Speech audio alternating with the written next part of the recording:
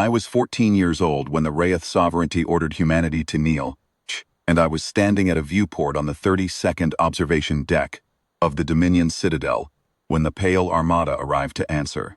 I have told this account before, to the tribunal at Vasquez Station, to the Sovereignty's Directorate of Laws, to the Civilian Review Board that convened 18 months after the Citadel fell, and to the military historian who tracked me down at my desk at the Censor Institute, a full decade after the engagement, and asked if I would speak on the record.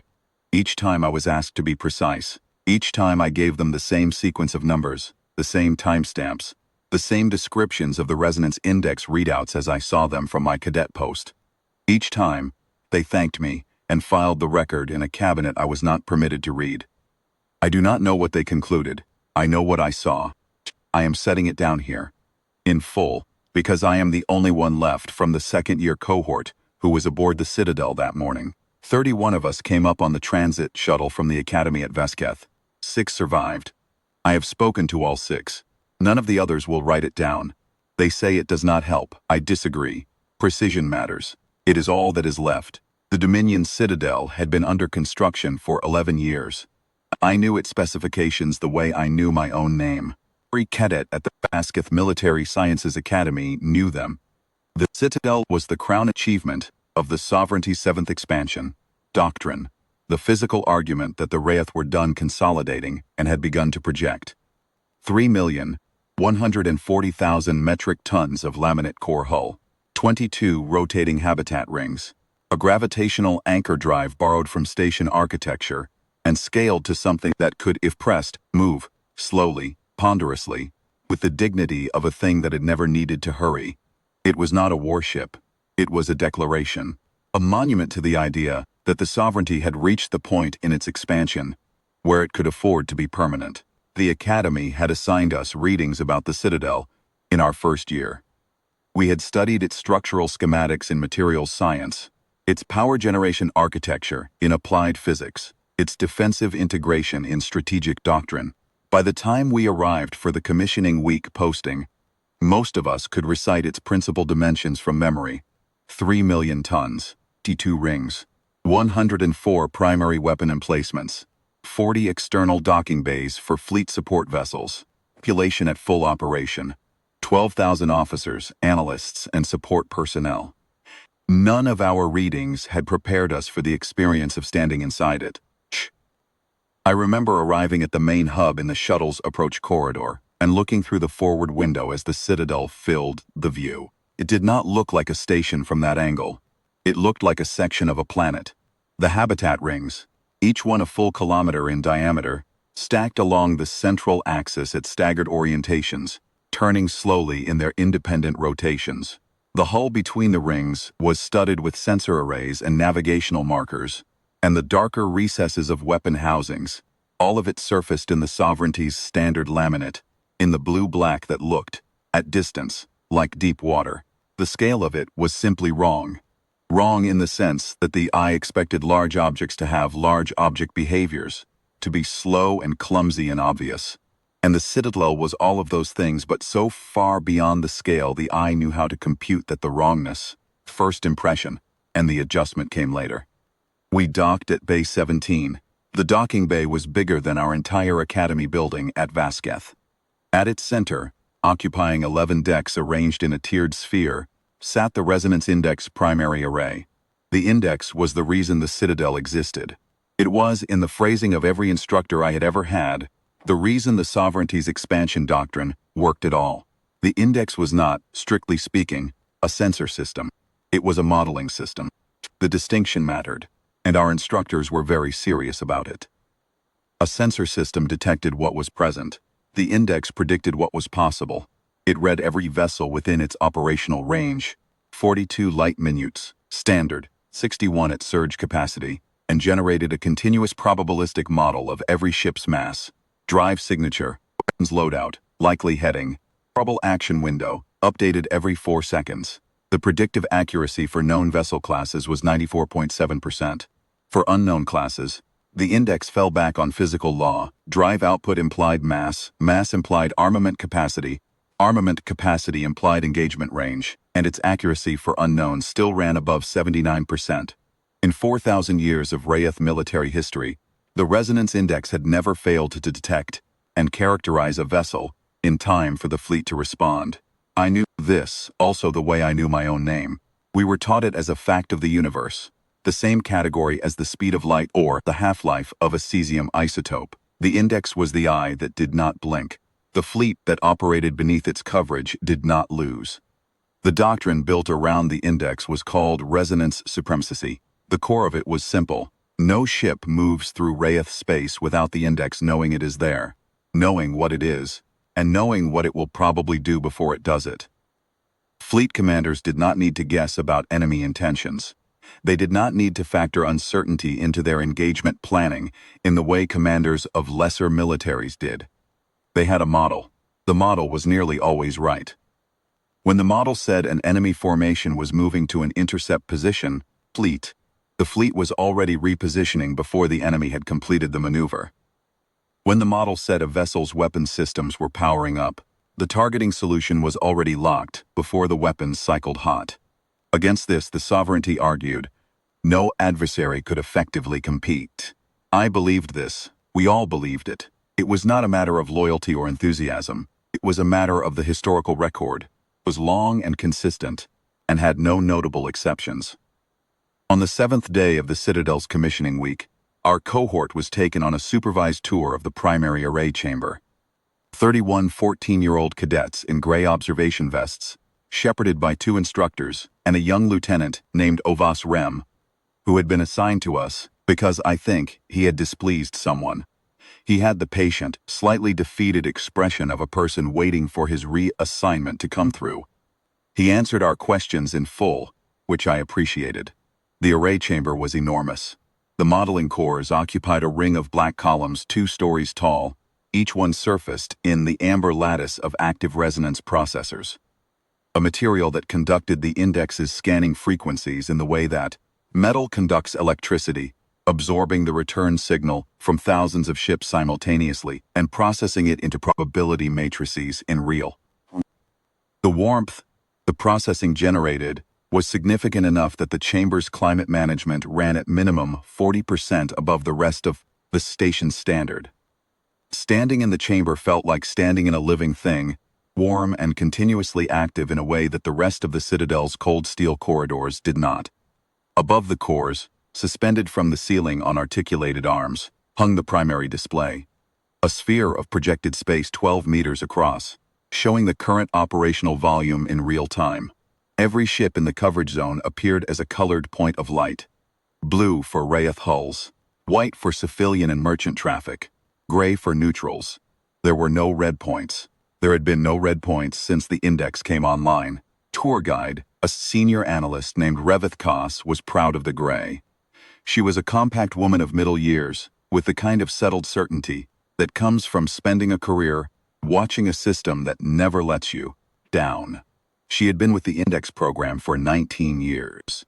She spoke about it the way people speak about something they helped build, not with the abstracted enthusiasm of someone who has studied a thing, but with the specific, proprietary knowledge of someone who has spent years coaxing it into working correctly.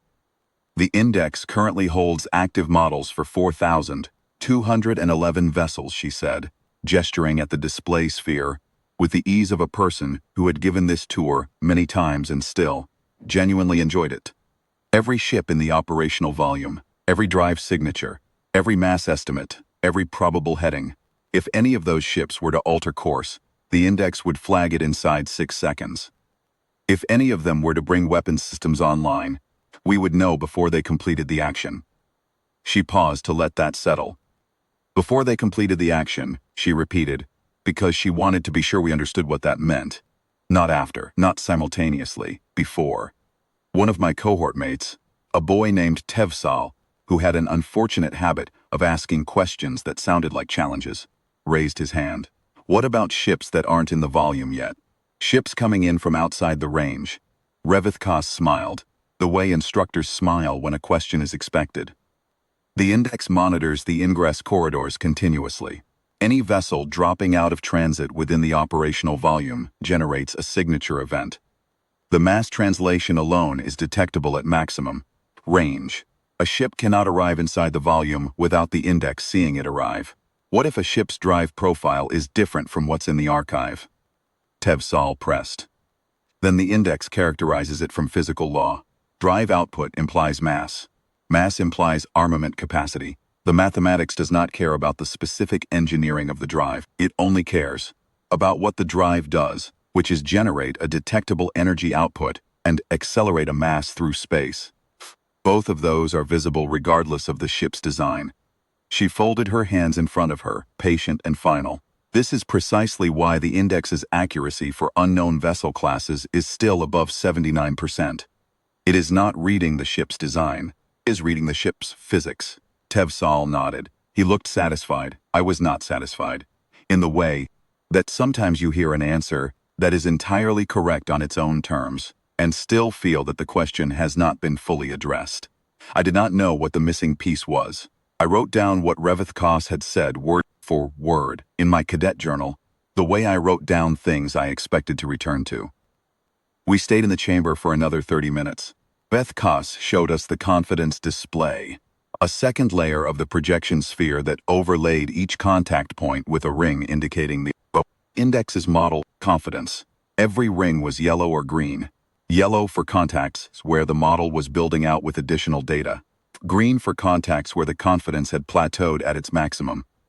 The fully resolved model, the ship as completely understood as the index would ever understand it. Green was almost everything. Yellow was a handful of contacts at ingress corridor edges, ships still early in their transit across the operational volume, accumulating data. There were no amber rings. Amber would have indicated a contact where the model was struggling. Raeth mentioned this in passing, that amber rings existed as a display state, but were effectively theoretical. In operational use, the model either resolved to yellow and then green, or it resolved fast enough that the amber state lasted fewer seconds than the eye would register. The system fails gracefully, she said. Even an ambiguous contact becomes actionable data within a standard engagement cycle. I wrote that down too. That evening, sitting in the shared dormitory, our cohort had been assigned in the Citadel's outer ring.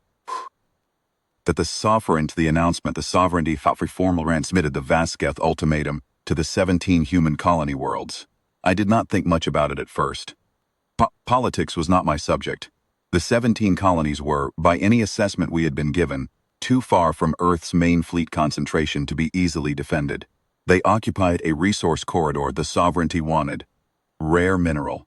Concentrations in 3 of the 17 systems. Transit access through 4 of them. And a buffer zone against a direction the Sovereignty's expansion planners had flagged as a long-term strategic priority. The ultimatum demanded formal transfer of administrative control within 30 standard days. The Sovereignty's official position, every senior officer I spoke to that week repeated in comfortable variations, was that Earth would not send a military response in time for the ultimatum's deadline. Earth's civilian government, the analysts had concluded, would not accept the economic cost of a war it could not get forces to in 30 days. Strive technology made the transit to the Citadel's position possible in approximately 72 days at maximum deployment speed. And maximum deployment speed meant burning reserves that would leave the Earthside fleet dangerously thin. 30 days was not 72 days. The math was clear. The resonance index confirmed it. The nearest known human fleet concentration was 14 light days away and at rest. No movement, no mobilization signature, no emissions profile suggesting preparation for transit, nothing inbound. The senior officers were very calm. I remember this in particular because calmness in senior officers tends to be either performed or genuine, and these were genuinely calm. The calmness of people who have access to information that resolves uncertainty, whose information currently shows nothing to be uncertain about. I went to sleep thinking about the morning's index tour, and about the amber display ring that had never appeared in operational use because the model always resolved too fast. I believe now that I was already paying attention to something I did not yet know how to name. I woke at 03:04 on the 8th day, because the emergency tone in our dormitory was not quite loud enough to drag me out of sleep immediately.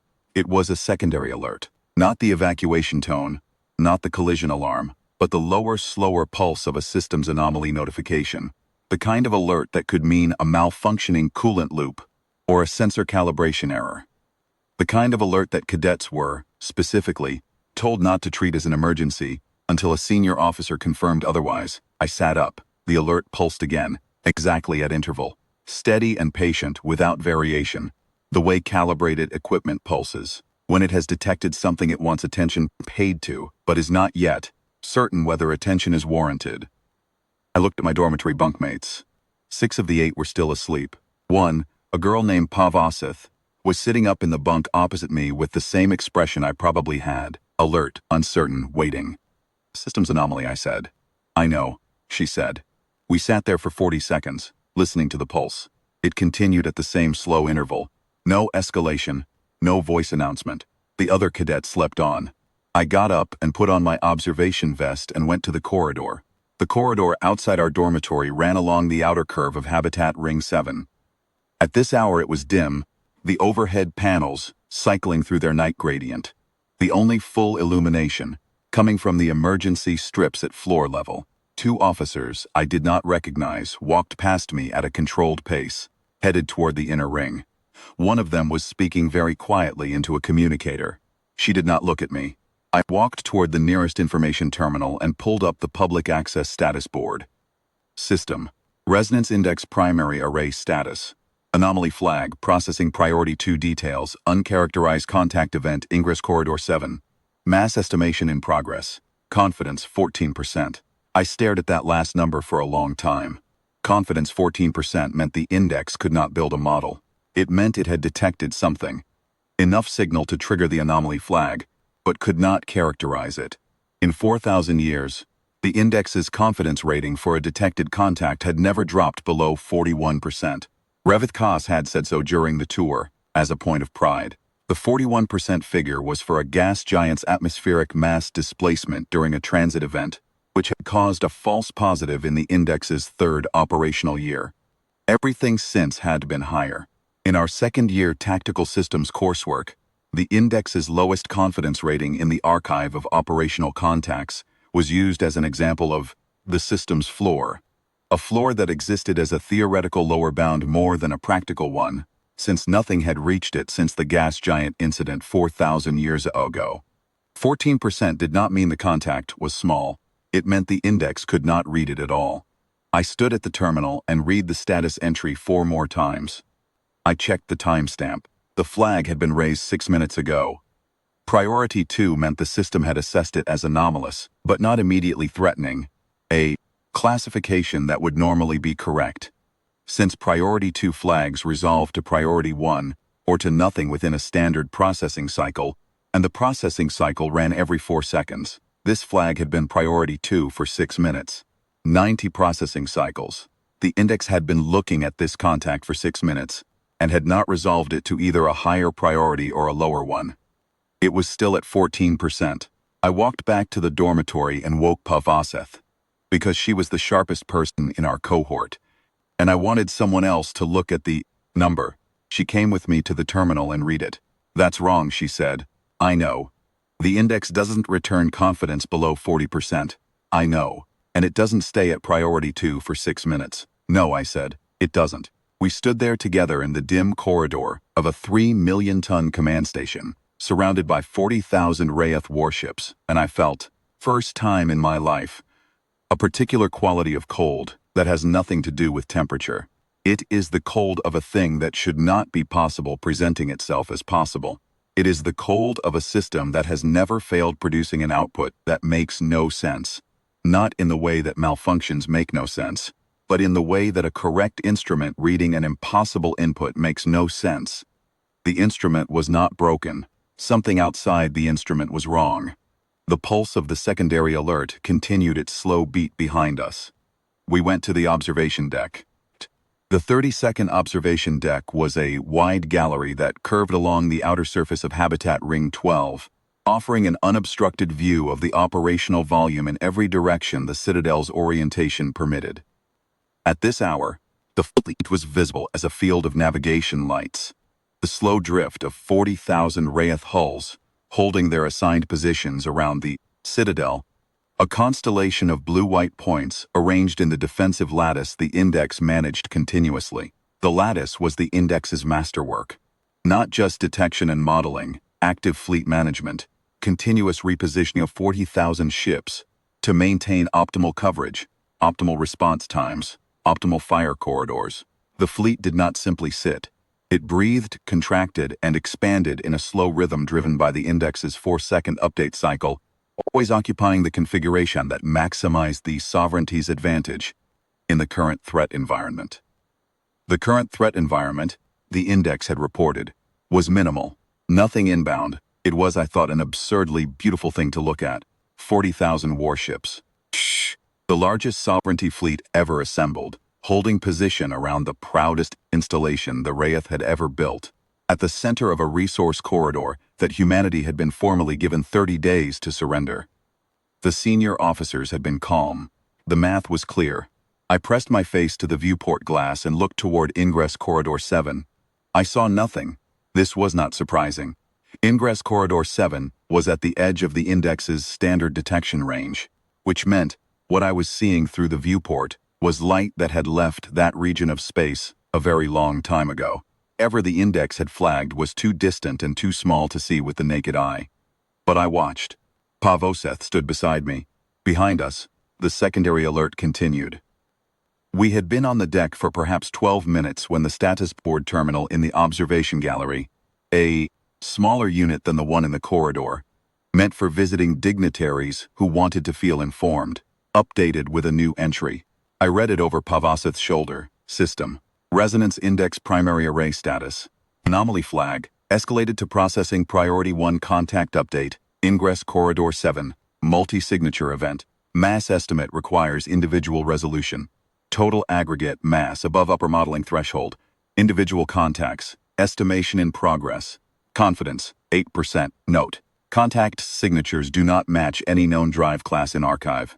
Resonance return inconsistent with standard emissions profile. Contact is not producing standard transit signature patterns.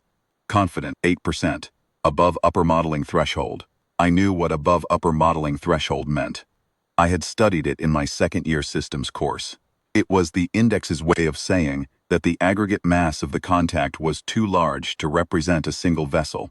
It meant the Index was looking at multiple ships, and it still could not read them. Individual contacts. Estimation in progress. The Index had been trying to count them for 12 minutes. In 12 minutes, the Index could normally generate a complete fleet model for 4,000 vessels. It was still trying to count. Contact is not producing standard transit signature patterns. Raeth Kos had told us, a ship cannot arrive inside the volume without the Index seeing it arrive. The transit event alone was detectable. The mass translation shed energy the Index was specifically designed to catch. And yet the note said, not producing standard transit signature patterns. Which meant this contact had not announced itself by arriving. Which meant the Index had not caught it arriving. Which meant the contact had not arrived. It had been there already, accumulating in the dark in whatever way did not produce a transit signature, whatever way did not produce the resonance. Return the Index was built to characterize. The confidence was not 8% because the ships were far away. Confidence was 8% because the Index did not know how to read them. Pav said quietly, how many? I did not answer because I did not know, and the Index did not know, and that was the whole of it. The secondary alert shifted to a primary alert tone. In the far corner of the observation gallery, a junior officer I did not recognize appeared at a run, stopped at the communications panel and began speaking very rapidly into a headset. Hear what she was saying. Her posture said that she was telling someone something they did not want to hear. I looked back through the viewport. Nothing visible. There would not be for some time.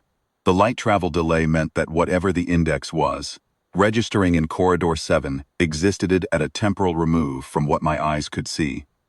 The universe I was looking at through the viewport was not the universe the Index was modeling. I had perhaps 40 seconds to understand this before the status board updated again. Individual contact resolution complete. Contacts identified 247. Confidence in count 61%. Confidence in classification 4%. Note no vessel class match in archive. No drive signature match in archive. Contact grouping does not exhibit standard fleet formation parameters. Contact grouping is currently inside defensive lattice perimeter. Inside the defensive lattice perimeter. 11,247 contacts. Inside. Not approaching from outside the fleet's defensive ring. Not decelerating toward it. Not detected at ingress range and tracked inbound over the course of hours, giving the fleet time to reconfigure, respond, rotate ships to intercept.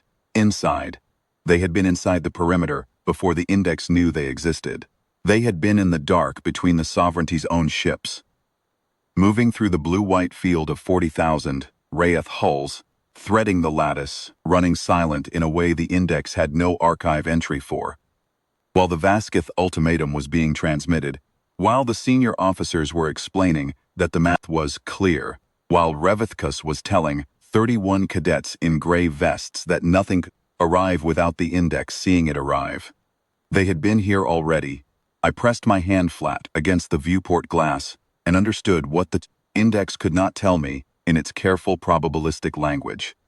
The pale Armada had not transited into the coverage volume at the ingress corridors. It had been moving through the volume already, in the dark at whatever depth of silence made it invisible to the resonance index, long enough to reach the interior of the defensive lattice, before the system built enough signal return to trigger even the lowest priority anomaly flag. The index had not failed to detect their arrival. They had never arrived.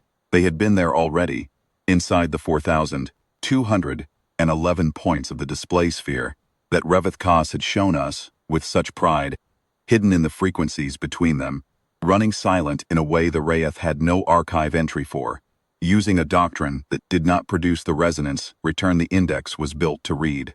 The eye that did not blink had been looking at the right volume of space. It simply could not see what it was looking at. I had 30 seconds to understand this before the fleet outside the viewport began to die. I want to be precise about the sequence. At 0421 station time, the general emergency tone replaced the primary alert. This was the evacuation tone, the flat, continuous note that cadets are trained to move on without waiting for verbal instruction. I know the exact time, because I checked my cadet journal's auto-tamsport function when I wrote the first entry in the escape pod. At 0421, Vasquith and I were still at the viewport. We did not move immediately. I am not certain now whether this was courage or shock, or simply the 2 or 3 seconds it takes for the body to process a sound as a command, rather than a noise. I think it was shock. I am not ashamed of it.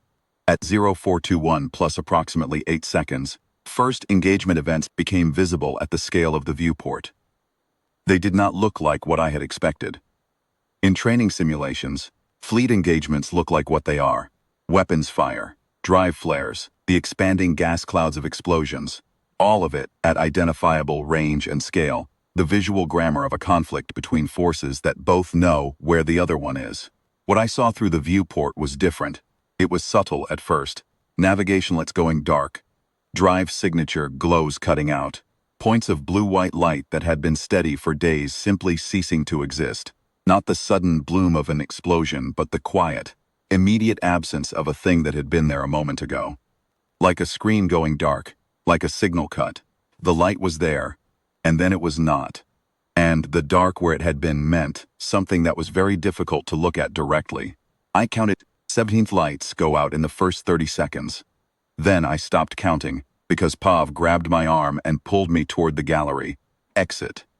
The corridor outside was no longer dim. The emergency strips were at full intensity, and the overhead panels had come up to operational white.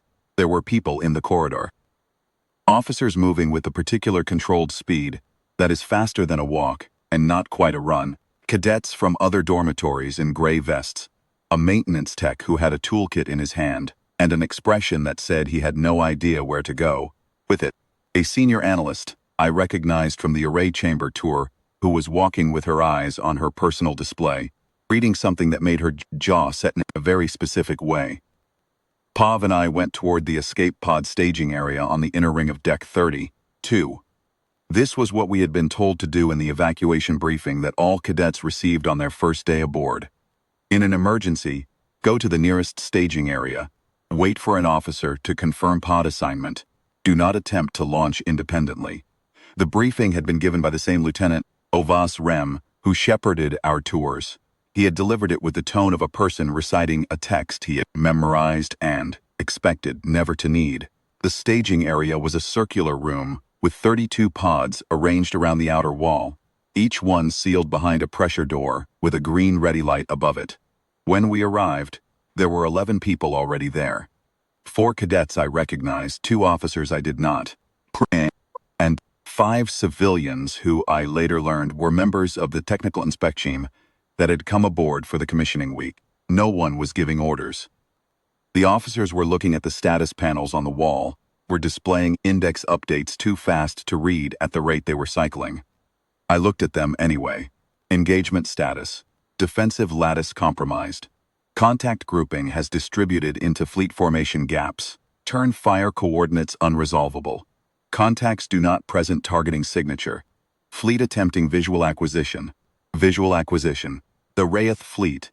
40,000 warships, each one equipped with the Resonance Index's targeting feed, the most sophisticated combined arms targeting system in the Sovereignty's history, had lost the ability to lock onto the enemy and was trying to aim by sight. The index gave them fleet positions and engagement vectors and probabilistic models and 4-second targeting updates, and none of it was reaching the contacts because the contacts were not where the index expected them to be, moving the way the index expected them to move, doing what the model said they would probably do. The model was 4% confident. Percent was not a targeting solution. It was the index's way of saying, I cannot help you here. Citadel defensive battery status, unable to engage. Getting resolution insufficient. Hull breach events, 7 outer rings. Kinetic impact. Velocity profile inconsistent with known ordnance classes. Kinetic impact. They were being hit with things the index could not read fast enough to intercept, because the weapons were moving the way the ships moved. Without the resonance signature the Sovereignty systems were built to track. The ordnance did not announce itself. It did not have an emissions profile the index could model and project forward to generate an intercept solution. By the time the sensor return existed to confirm a projectile, the projectile had already struck. One of the officers in the staging area turned to the other and said something in a voice too low for me to hear. The other officer shook his head once, a single definitive motion then. The first officer raised her voice to a level that reached all of us without being a shout, which is a particular kind of authority, and said, "Everyone take a pod. Do not wait for assignment. Take a pod and launch on manual." That was the last order I received from a Raeth officer in the Sovereignty's service. Pav Oseth took the pod to my left. I do not know why we separated. I think we both simply moved to the nearest available door and went through it without thinking about the other one. I have thought about this many times since. I think we were moving on instinct, and instinct said, reduce the distance to safety as fast as possible. There was no calculation involved. My pod was a standard single-occupancy emergency capsule, a cylinder 4 meters long and 1.5 meters. Across, with a padded restraint harness, a 30-day life support canister, a manual launch control, and a locator beacon. I sat in the harness and pulled the straps closed and hit the launch sequence without pause, without waiting to see if Pav's door had closed, without looking back. The pod expelled from the Citadel at 0424 station time. I know this precisely because the pod's internal chronometer locked to the station clock at launch, and I have never reset it. In the pod, through the single oval viewport set into the forward end cap, I watched the Dominion Citadel burn. I have tried many times to describe this accurately. I find that accuracy fails me not because I cannot remember what I saw. I remember it in detail that I suspect will be with me until I die. But because the scale of what I saw does not translate into language at the resolution it deserves. Language has categories for large and very large and incomprehensibly large, and they all carry emotional weight, and the weight distorts the report. So I will try to be clinical. The Citadel's 22 habitat rings were separated by the impacts. Not at once, not in a single catastrophic event, but in a sequence of discrete structural failures that worked outward from the inner rings toward the outer ones over the course of approximately 15 minutes. The gravitational anchor drive failed at approximately the 6-minute mark, which I know because the Citadel's slow rotation ceased, and the entire structure drifted 2 degrees off its orientation axis and did not correct. The primary array's operational volume in the projector sphere must have gone dark around the same time, because the status panel in the staging area, visible to me through my pod's viewport as a small illuminated rectangle in the open staging area bay, before the bay doors sealed, stopped cycling. The fleet around the Citadel fought the engagement for 31 minutes by the pod's clock. I watched what I could. I could not see most of it. The combat was spread across a volume of space too large for my viewport, and much of the weapon's fire and drive flare was happening at distances too great to resolve into individual events. What I saw were the occasional bloom of an energy discharge too large to miss. The kind of bloom that meant a power plant giving way rather than a weapon firing. The drift of a ship that had lost drive power, dark and slow among the still active points of light, coasting on whatever velocity it had carried before the drive went silent. The sustained glow of something burning in a way that suggested internal rather than external ignition, particular quality of light that comes from a fire, with a pressurized fuel source finding atmosphere. I did not see any human ships clearly. I know now, from the Directorate of Loss's partial reconstruction, that the IHS Sovereign Reckoning and the Pale Armada's 11,000 hulls were operating in near-total emissions, silence throughout the engagement. They suppressed their drive signatures. They suppressed their weapons signatures. The ordnance they used was kinetic, dense projectiles moving at velocities the index could track only after they had already impacted, and it was launched from positions distributed throughout the defensive lattice, from ships that the Raeth fleet was sharing its formation space with, and could not find. 40,000 Raeth warships, and they could not find 11,000 ships that were among them. At 0455 station time, the resonance index primary array went dark. I know this because the pod's emergency systems, which had been receiving a weak handshake signal from the Citadel's main systems network, returned a no signal error for the first time. The Citadel was not destroyed at this moment. The outer rings were still structurally intact. But the brain of the thing was gone. Whatever processing power had been trying to find the Pale Armada, in the noise of the engagement, had stopped trying. At 0506 station time, the engagement ended. I know this because the weapon's fire visible at the edges of my viewport's range stopped. The glow of active drives in the volume shifted in character.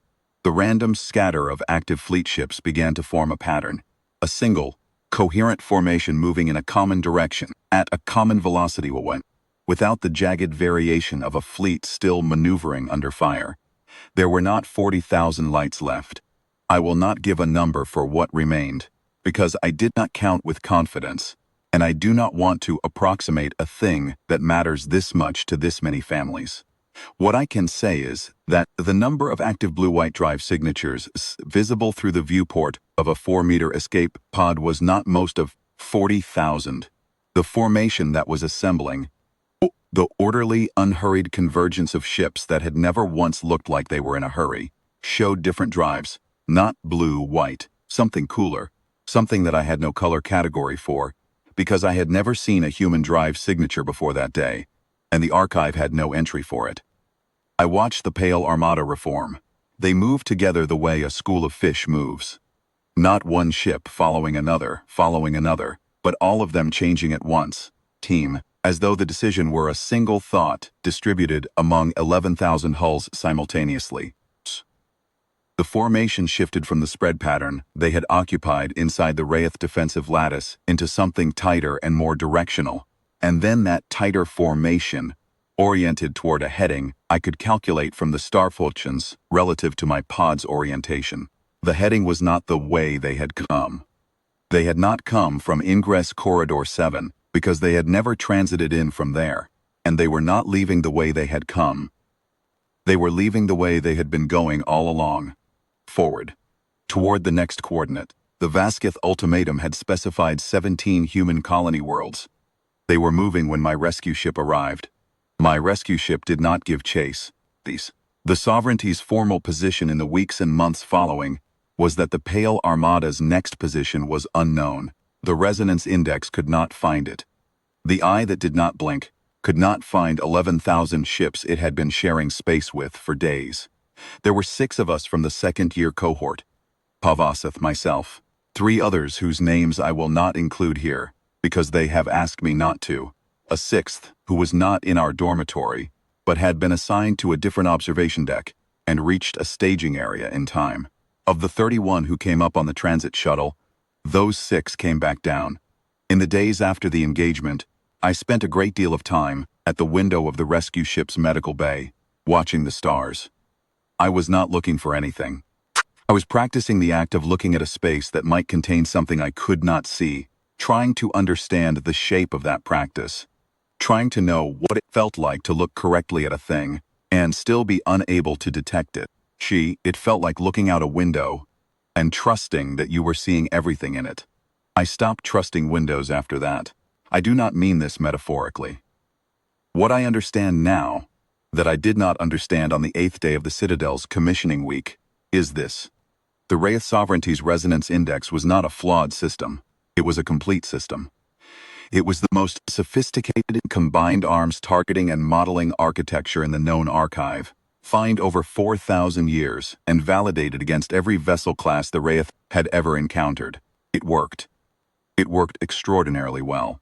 In the engagement itself, what remained of the fleet's targeting systems managed to locate and engage a small number of the Pale Armada's hulls. Toward the end, the contacts that had shed enough emissions during the engagement's chaos to build a partial model, and those hulls took losses in standard engagement parameters. The index, when it could see a ship, was as accurate as it had always been. The problem was not the index. Problem was that the index was built to see a particular kind of ship, in a particular kind of way, moving in a particular kind of pattern, and the humans had built ships that moved in a different kind of way, not a fundamentally superior way, not a way that violated physics, but a way that was orthogonal to the categories the index used to define what a ship looked like. The Pale Armada's emissions signature, its drive resonance pattern, its tactical doctrine, all of it existed just outside the edge of what the index had been designed to characterize. Invisible exactly, the index had detected them, had flagged the anomaly, had begun processing, but late, arriving at 8% confidence when 7% was the standard, 61% on the count when it needed to complete the count before the ships were inside the fleet's own formation. They had learned to aim where the Raeth were not looking, not where there were no eyes. The eyes were everywhere. The index watched everything. They aimed where the eyes could not focus, where the model broke down, where the system's own architecture created a blind frequency, a band of the observable universe that the index produced less signal from, not because it was poorly designed, but because the assumptions built into its design happened to generate less return in exactly this range of drive signatures and emissions profiles. And the humans had filled that blind frequency with 11,000 warships, and they had waited, still as held breath, while the ultimatum was sent and the math was calculated, and the senior officers found their calm. The Sovereignty formally withdrew the Vasquith ultimatum 14 days after the engagement. The official language was revised assessment of strategic parameters. The unofficial language, which I heard from a rescue ship officer who had not yet learned to be careful around surviving cadets, was simpler. We told them to kneel. They sent something we could not see. We are not telling anyone to do anything for a while. I graduated from the Vasquith Military Sciences Academy 2 years later, the top of my cohort. I was the only member of the Citadel cohort to return to the academy. My thesis was on detection architecture and its structural blind frequencies, specifically on the theoretical modeling problem of building a sensor system that can detect vessel classes that do not conform to the system's design assumptions. The thesis conclusion was not optimistic. A detection system built on assumptions about what a ship looks like will always have a blind frequency for ships built on different assumptions. The only way to close the blind frequency is to encounter the ships that exploit it and study what you failed to see. which means you can only update after the fact. You can never update before. The Pale Armada had given us the data, 347 modifications to a system that had operated for 4,000 years without needing revision. And the Pale Armada, by the time those modifications were complete, had moved on. Somewhere in a volume the rebuilt index could not survey, operating in whatever frequencies they had shifted to, when they registered that the gap was closing. I am 41 years old now. I have spent my career in sensor architecture. The index's confidence rating for Pale Armada vessels, as of the most recent contact event, is 71%. This is real progress. The analysts in my department have worked very hard for it. 71% means we can see them at range, PEM, when we are looking in the right place. It means we are no longer flying blind the way we were on the 8th day of the Citadel's commissioning week. It means we are still significantly below the 94.7% standard. It means the gap is stable. We are approximately one modification cycle behind, not catching up, not losing further ground. I keep the pod's chronometer on my desk at the Vasquez Sensor Institute next to my cadet journal, to the printout of the index status board from that night. Confidence, 14%. I look at those three things sometimes. When I am writing a new modification specification, and I try to remember the texture of reading that number for the first time. The specific quality of cold that is not about temperature, cold of a system that has never failed producing an output that makes no sense. I try to hold on to it, because I think it keeps me from the settled certainty that got the Citadel's senior officers killed. The index is better.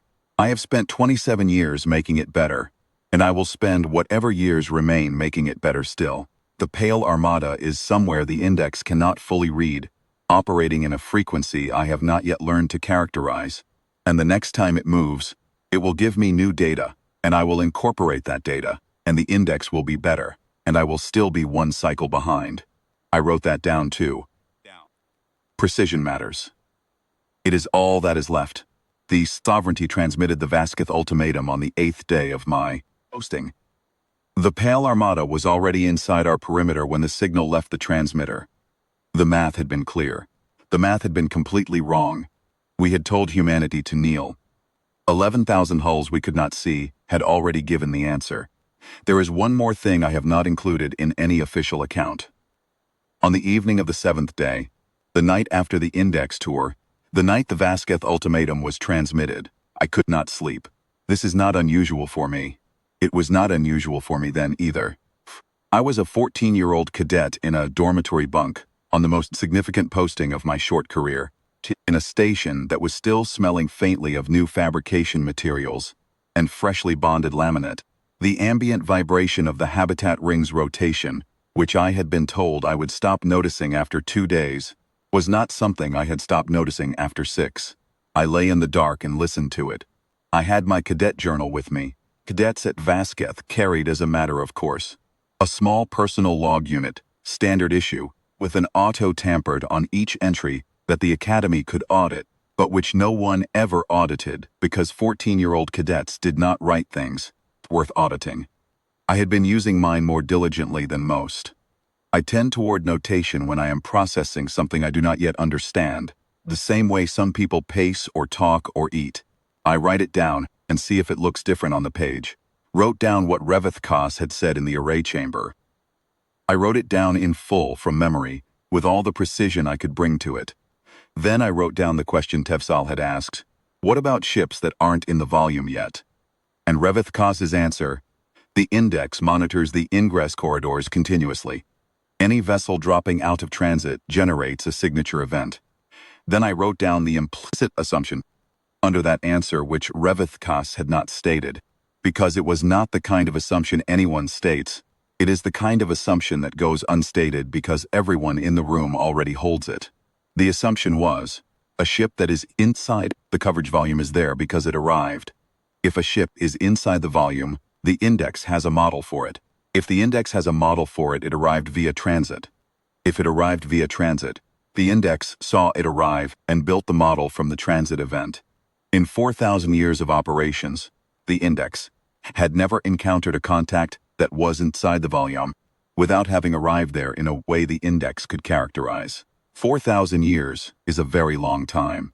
It is long enough for a doctrine to become a fact, long enough for an assumption to become invisible, because it is never challenged, long enough for a system's designers to build, over generations of refinements, a sensor architecture that is extraordinarily good at detecting the thing it has always detected, and that has no specific provision for the thing it has never seen. I did not know that night that this was what I was writing toward, was a 14-year-old cadet writing in a journal at 0200 because I could not sleep. I did not have a conclusion. I had a list of things Raeth had said, and a question about the assumptions under one of them, and the beginning of an uneasy feeling that the assumption was load-bearing in a way that no one had tested recently. I wrote, "Does the index model the possibility of a ship arriving in a way that doesn't generate a transit signature?" Then I wrote, "How would you know if it couldn't?" Then I closed the journal because I did not have an answer and I was tired, and the rotation vibration had finally settled into something my body was accepting as background noise. When the anomaly flag went off at 0340, 6 hours later, I was already partway toward understanding why the index's confidence was 14%. Not because I had predicted it, I had not, but because I had, in my imprecise 14-year-old way, been worrying at the edge of the right question. The question was not whether the index worked. The question was what the index assumed about the things it was designed to detect. And the answer to that question, I had been beginning to understand, was the index assumed ships moved the way ships had always moved, because every ship in 4,000 years of operations had moved that way, and there was no reason to build an assumption into your design that had never been challenged by observable reality. Pale Armada was the first observable reality that challenged it. I have thought about this for 27 years. I have thought about it from the perspective of an analyst, a systems designer, an architecture reviewer, and a department head. I have thought about it in terms of sensor theory, and fleet doctrine, and adversarial adaptation, and the general problem of building systems to detect threats you have not yet encountered. I have thought about it in many registers and from many angles, and what I always come back to is not a technical conclusion, but something simpler. The Sovereignty built the best possible eye for the universe as it had always been. The humans built ships for the universe as it might be, if someone were patient enough and disciplined enough and committed enough to the specific project of remaining unseen. The Sovereignty's eye was not worse than it needed to be for every contact it had ever seen. It was exactly as good as it needed to be 4,000 years of operations. The humans had been patient for longer than 4,000 years. I do not know when the Pale Armada began developing its doctrine. The Directorate of Losses Reconstruction suggests the drive suppression technology been in development for at least 60 years, before the Citadel engagement and the full emission silence protocol. The complete package that produced 14% confidence in the index's most intensive processing effort had probably been validated in operational testing for at least a decade before we saw it. 10 years of testing a capability against a sensor system the humans had presumably studied carefully. 10 years of refining it until the gap it exploited was consistent and reliable and could be trusted to hold at operational scale. 10 years of preparation, 30 days of ultimatum. The math had been clear. We had looked at the math and seen what we expected to see.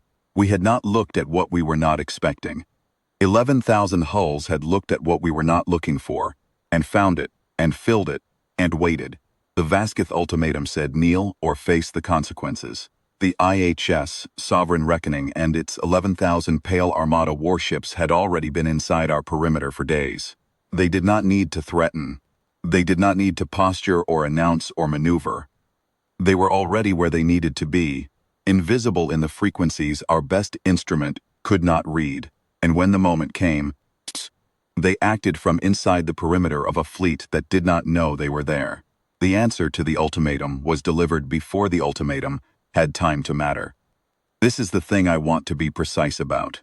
Not the tactical mechanics, not the sensor failure, not the modification cycle, or the 71% confidence, or the 27 years of work. Those matter.